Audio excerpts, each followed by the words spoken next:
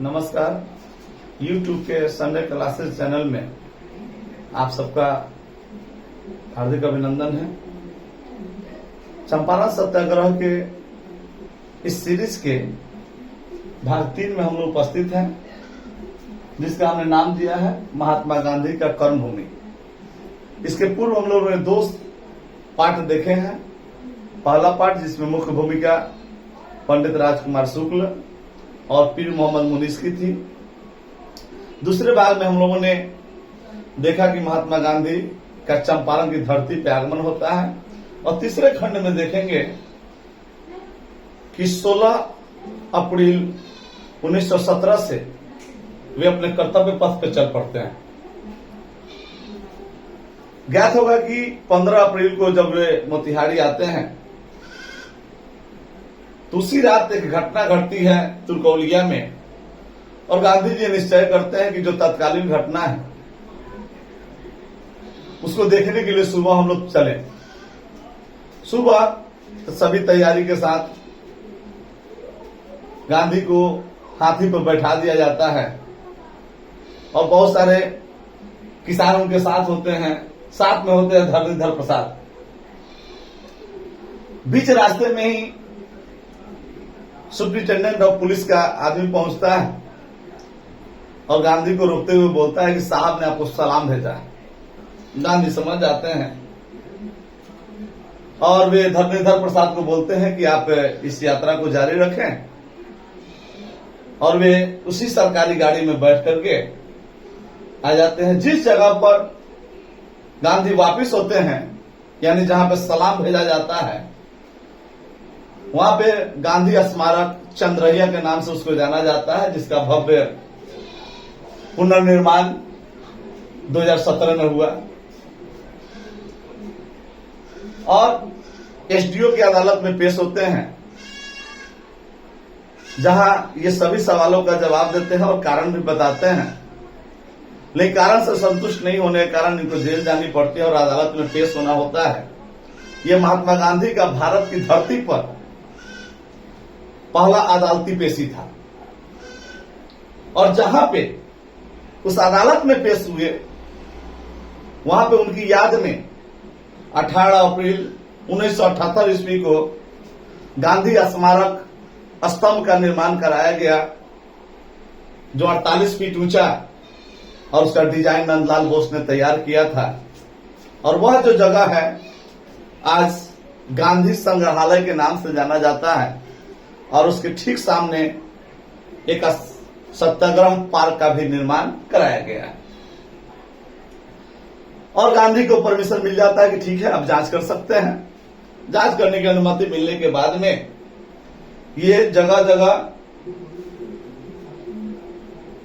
प्रतिदिन महिलाओं और पुरुषों की एक सभा करते हैं, हर गांव में जाकर के, और वहां से रैयतों से बयान लिखवाते हैं। बयान लिखने से पहले उनसे जिरह की जाती है कि झूठा बयान होगा तो वे टूट जाएंगे, बिखर जाएंगे, और जिसका सच्चा होगा वो सामने आ जाएगा।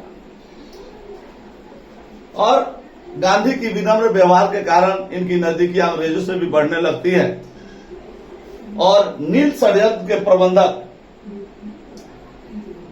इरविन इनको एक रात्रि भोज पे आमंत्रित करते हैं, और उस रात्रि भोज में इनको मारने का प्लान बनाया जाता है। वो अपने रसोइया बतख मियां को गांधी के दूध में जहर मिलाकर पिलाने को कहता है। बतख मियां दूध में जहर तो मिलाते हैं, लेकिन इसकी सूचना बगल के कमरे में आराम कर रहे डॉक्टर राजेंद्र प्रसाद को दे दी जाती है, और राजेंद्र प्रसाद अपनी सूझबूझ से उस दूध को गांधी के पीने से बचा लेते हैं, और इस तरह गांधी की जान बच जाती है। लेकिन यह बात उस समय महात्मा गांधी को पता नहीं चलता है। लेकिन 1950 में देश की आजादी के बाद जब डॉक्टर राजेंद्र प्रसाद का आगमन चंपारण में होता है, तो वे लाखों की भीड़ से बतख मियां को पहचान लेते हैं, और राष्ट्र की तरफ से उनको 24 एकड़ जमीन देने का वादा किया जाता है। लेकिन वह जमीन उनको तो खैर नसीब नहीं हुआ, लेकिन उनके 3 पीढ़ी बीत जाने के बाद भी प्राप्त नहीं हुआ सरकार की लापरवाही से। और गांधी के साथ उस समय वहां जेबी कृपलानी, डॉक्टर राजेंद्र प्रसाद और मौलाना मजहरुल हक अक्सर आते जाते रहते थे। इस क्रम में उन्होंने देखा कि चंपारण की ये जो दयनीय स्थिति है, इसके पीछे केवल अंग्रेज जिम्मेवार नहीं है, यहाँ की शिक्षण व्यवस्था भी जिम्मेवार है। तो उन्होंने सोचा कि क्यों ना यहाँ की शैक्षणिक स्थिति को सुधारा जाए, और इसके लिए उन्होंने पहली बार अप्रैल 1917 में ही ढाका के बढ़ावा लखन सेन में बुनियादी विद्यालय की स्थापना करते हैं और शिक्षण कार्य के लिए गोपाल कृष्ण गोखले की सोसाइटी से आनंदी बेन, मुंबई की सोसाइटी से नरहरि पारिक, अपनी पत्नी कस्तूरबा गांधी और अपने सबसे छोटे पुत्र देवदास गांधी को बुलाते हैं, और अन्य शिक्षक भी वहां से बुलाए जाते हैं। विद्यालय भी चलने लगता है, और विद्यालय का मुख्य उद्देश्य होता है कि रोजगार परक शिक्षा कैसे दी जाए। इसी क्रम में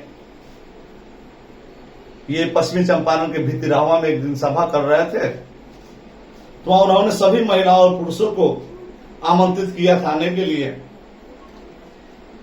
और उसमें जो भी महिलाएं पुरुष आए, लगभग सबके कपड़े मैले चिटैले फटे पुराने, और एक महिला आई उनसे ही पूछ दिए कि आप आई और आपके पति नहीं आए। उस महिला ने बड़ी मार्मिक जवाब दिया कि हमारे घर में केवल एक कपड़े हैं, जब मैं बाहर जाती हूं तो वे घर में रहते हैं, और जब वो बाहर जाते हैं तो मैं घर में निर्वस्त्र रहती हूं। गांधी जी को यह बात उनके दिल को छू गई, और उन्होंने निश्चय किया कि मैं जब तक सबके लिए कपड़े की व्यवस्था नहीं हो जाती है, मैं भी कम कपड़े पहनूंगा। और वहीं से उन्होंने चरखा से सूत काटना, कपड़े बुनने की प्रशिक्षण दिया, और हर जगह चरखे लगाए गए। लोगों ने अपने जरूरत की जो कपड़े थे खुद बुन लिया करते थे। और उस आंदोलन के बाद में गांधी ने भी जो ट्रेडिशनल कपड़े थे, जो वेस्टर्न कपड़े थे, उनको त्याग दिया, और एक धोती पर उन्होंने भी पूरी जीवन गुजार दी। और उस भितिरावा में कस्तूरबा ने एक आश्रम बनाया जो फूस का बना हुआ था, किसी ने उसमें आग लगा दी। बाद में कस्तूरबा ने उसको ईंट का बनवाया। वह ईंट का भितिरावा आश्रम आज भी मौजूद है। गांधी के अथक प्रयासों से 4 जून 1917 को चंपारण एग्रेरियन कमेटी का गठन हुआ, और इसकी पहली बैठक 11 जुलाई 1917 को रांची में हुआ। गांधी जी इस एग्रेरियन कमेटी के सचिव और गवाह बनना चाहते थे, लेकिन इसका अध्यक्षता दे दी गई है, और फलस्वरूप 4 जुलाई 1918 लगभग 1 वर्षों बाद चंपारण एग्रेरियन एक्ट पारित हुआ, और किसानों के यह जो 3 कठिया प्रणाली थी उससे हमेशा के लिए मुक्ति मिल गई। किसानों की जो जमीन बंधक रखी गई थी वह उनको वापस मिल गई, और अब किसी तरह का दबाव नहीं रहा किसानों पर कि आप नील की खेती करें। अब खेती करने के लिए यहां से किसान स्वतंत्र हो गए, और इस चंपारण आंदोलन की सफलता से प्रसन्न होकर रविन्द्रनाथ टैगोर ने इन्हें महात्मा की उपाधि से सुशोभित किया। बाद में इन्होंने भी उन्हें गुरुदेव की उपाधि दी। और ये जो भी बातें भागवत भाग 2 और भाग 3 में समाहित थे, इसको हमने महात्मा गांधी की ही पुस्तक माई एक्सपेरिमेंट विथ ट्रूथ, सत्य के साथ मेरे प्रयोग, जिसके 5वें भाग के 12वें अध्याय से, जिसमें उन्होंने खुद नील का दाग नाम से लिखा है, वहां से हमने लिया है।